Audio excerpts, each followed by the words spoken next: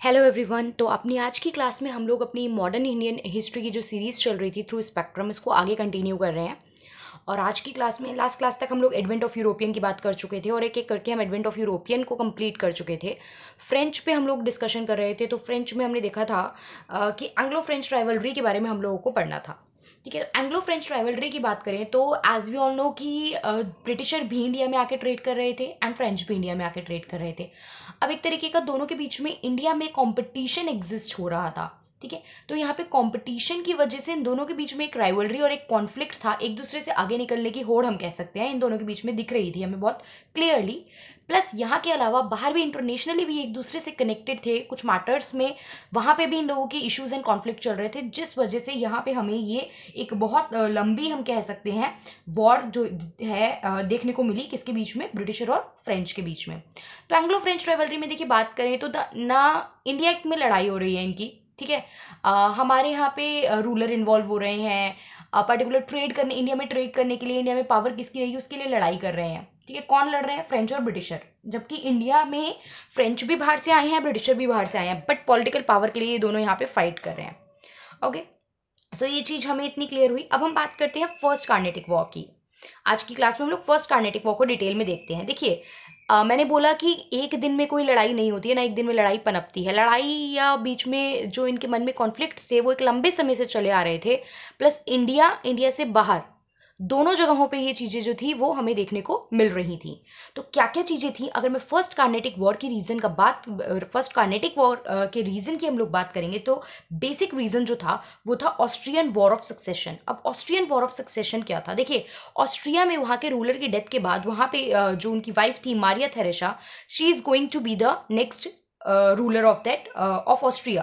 तो अब क्या था इस केस में, जो ब्रिटिशर और डच थे वो सपोर्ट में थे इस चीज के। She is going in the, एक फीमेल जो थी वो रूलर बनने वाली थी वहां की, तो Britisher and Dutch are in favour of her. But French जो थे वो इस चीज के अगेंस्ट थे, फ्रेंच जो थे वो मारिया थेरेसा के अगेंस्ट थे। तो वहां पे एक छोटा सा कॉन्फ्लिक्ट का जो इनका बीज था वो यहाँ पे पनप गया। हम देख सकते थे इस मैटर की वजह से इन दोनों के बीच में कॉन्फ्लिक्ट चल रहा था। ठीक है, अब हम बात करते हैं कार्नेटिक वॉर। कार्नेटिक वॉर हम लोग नाम दे रहे हैं, हम सीक्वेंस में कार्नेटिक वॉर, तीनों कार्नेटिक वॉर करके चलेंगे। तो कार्नेटिक वॉर, कार्नेटिक वर्ड क्या है? देखिए, कार्नेटिक जो वर्ड है ना, ये वर्ड ब्रिटिशर ने दिया है। ये जो वर्ड है ना, ये यूरोपियंस ने दिया था बेसिकली कोरमोंडल कोस्ट को। तो ये जो आपका पूरा कोस्टल वाला, जो कोरमोंडल कोस्ट वाला एरिया था, इसको नाम दे दिया गया था यूरोपियंस के थ्रू कार्नेटिक। ओके, तो ये नेम की बात थी, बस ज्यादा कुछ खास नहीं। अब देखिए, एक लड़ाई चल रही थी यहाँ पे, हमें पता चला, मैंने आपको कॉन्फ्लिक्ट बताया कि conflict due to other reason भी एग्जिस्ट कर रहा था, but what was the immediate cause? अचानक से ऐसा क्या हो गया कि ये जो मन में इतना सब कुछ भरा हुआ था और वो बर्स्ट आउट हो गया और यहाँ पे एक लड़ाई की सिचुएशन आ गई और प्रॉपरली इन लोगों ने लड़ाई लड़ी। ठीक है, तो what was the immediate cause की मैं बात करूँ तो इमीडिएट कॉज हम देखेंगे तो देखो, फ्रेंच को एट एनी हाउ चीजें क्लियर तो थी कि भाई एकदम से हम लड़के ब्रिटिशर से जीत नहीं सकते हैं यहाँ पे, क्योंकि इंडिया में उनकी जो रीच थी, जो पांव थे ना, उन्होंने जमा रखे थे। बट स्टिल यहाँ पे ऐसा इमीडिएटली क्या हो गया कि एकदम से जो थी ये लड़ाई हमें देखने को मिली है, सीक्वेंस में तीनों कार्नेटिक वॉर हमें देखने को मिली है। तो देखिए, इंग्लिश शिप ने क्या करा, अटैक कर दिया फ्रेंच की मर्चेंट शिप पे। अब सीक्वेंस में ये इवेंट हो रहे हैं, जैसे आपने फॉर एग्जांपल होता है ना, आपने मेरे बारे में चार बातें बोली, मैंने आपके बारे में चार बातें बोली, इस तरीके से लड़ाई बढ़ती जाती है बढ़ती जाती है। आपने एक मारा, सामने वाले ने दो मारे, तो ये चीजें क्या होती है, इंक्रीज होती रहती है। तो एक एक्शन पे सामने वाले का रिएक्शन डिपेंड करता है। तो यहाँ पे इमीडिएट एक्शन की मैंने बात करी तो हमने देखा कि इंग्लिश की शिप ने अटैक कर दिया फ्रेंच की मर्चेंट शिप पे। और इसके नेक्स्ट हम देखते हैं तो 1746 में ही ड्यूप्लीएक्स जो थे, ड्यूप्लीएक्स ये फ्रेंच के गवर्नर जो यहाँ पे अपॉइंट किए गए थे, ड्यूप्लीएक्स ने अटैक करा मद्रास को और मद्रास को कैप्चर कर लिया। और अब हमें पता है कि इंग्लिश जो ब्रिटिशर थे, इनका ट्रेड सेंटर है मद्रास में और एक फोर्ट भी है इनका मद्रास में। तो मद्रास इनके लिए कितना इंपॉर्टेंट ट्रेड सेंटर था इंग्लिश के लिए। तो भैया, मेरे इंपॉर्टेंट ट्रेड सेंटर पे आप उसको कैप्चर कर रहे हो तो भाई आग बबूला होना बनता है ब्रिटिशर का यहाँ पे। अब ब्रिटिशर को इस बात से बहुत गुस्सा है मन में। ठीक है, अब इसी चीज में आगे हम देखते हैं तो कंटिन्यूटी में हम देखेंगे कि जो मॉरिशस के गवर्नर थे ला बर्डिनिस, इन्होंने क्या करा, ये फ्रेंच की हेल्प करने के लिए नेवी भी लेके आ गए थे। तो मतलब फ्रेंच की मदद कर रहे थे, फ्रेंच को सपोर्ट कर रहे थे और नेवी भी इन्होंने अपनी उनको सपोर्ट करने के लिए भेजी। अब नाम इनका याद रख लीजिए, याद रख लीजिए कहाँ के गवर्नर थे, मॉरिशस के गवर्नर थे। छोटी छोटी सी बातें बस पता होनी चाहिए। देन 1748 में क्या हुआ, 1748 में ब्रिटिशर ने पौंडीचेरी सीज कर लिया।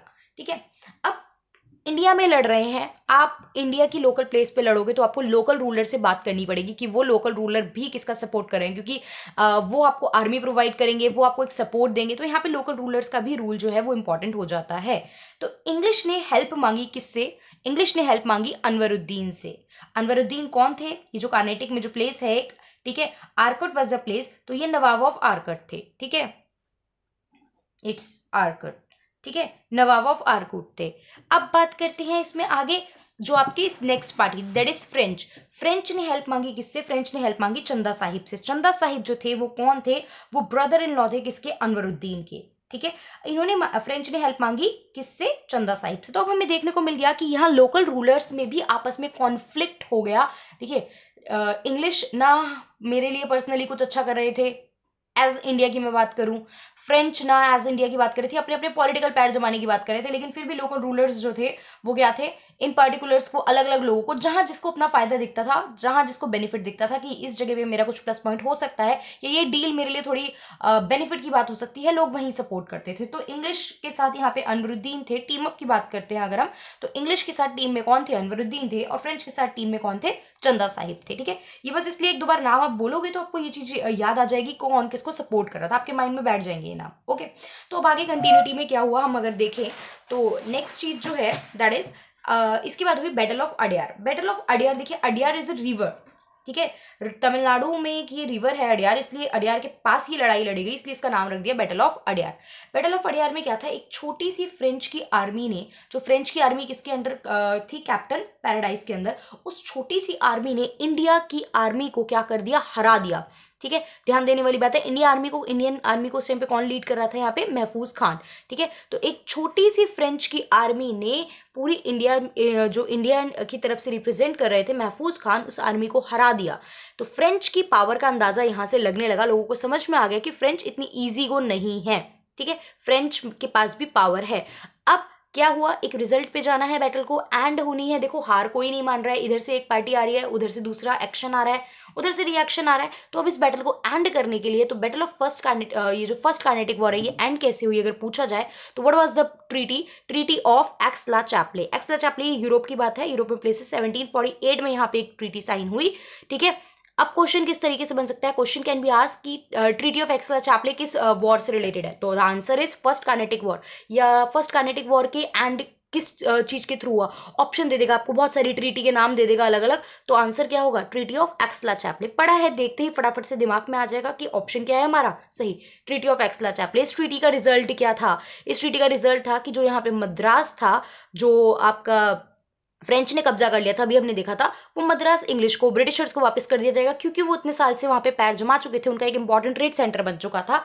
और बाहर कनाडा में जो क्यूबेक जो था, जो इंग्लिश ने अपने कब्जे में कर लिया था, वो ब्रिटिशर जो थे, वो इंग्लिश मैन जो थे, वो सारे फ्रेंच को वापस कर देंगे। तो मतलब आप यहाँ पे एक हमारा प्लेस जो है वो आपने कब्जा करा है, वो आप हमें वापस कर दो, हम वहां का प्लेस आपको वापस कर देंगे, हिसाब किताब हमारा यहाँ पे बराबर हो गया, ठीक है। तो यहाँ पे जाके फर्स्ट कार्नेटिक वॉर खत्म होती है। तो अभी आज हमने फर्स्ट कार्नेटिक वॉर देखी, नेक्स्ट क्लास में we will see second Carnatic war. यही वॉर आगे कंटिन्यू हुई, इंग्लिश और फ्रेंच के बीच की राइवलरी आगे कंटिन्यू हुई। तो किस तरीके से वो राइवलरी आगे गई है उसे हम नेक्स्ट क्लास में देखेंगे, okay. Thank you for watching.